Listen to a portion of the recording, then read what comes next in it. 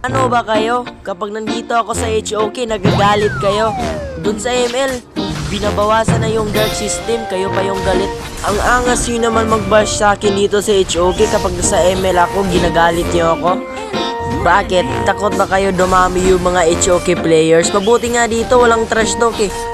At tignan nyo nga to, tignan mo yung parang parsa namin. Lumilipad at umaatake sa inyo, yung parsa inyo lumilipad lang kasi matamad.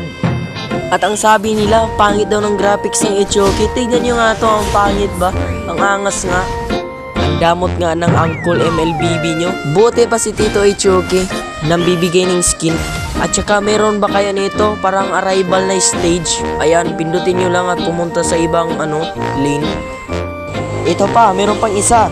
Sabi nyo, ginaya lang ni Tito HOK yung HOK sa MLBB nyo. Kotek, ang luma na yan. Dito na kayo sa bago.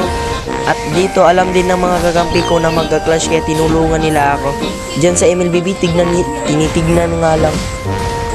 Bahang Jay?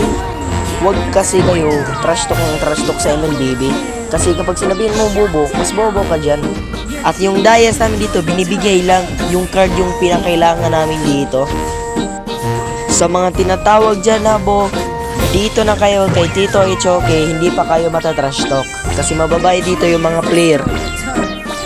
Dito na magtatapos yung video ko. Kaya kung napanood mo to, like and share kung HOK player ka. General Drop Out. Peace.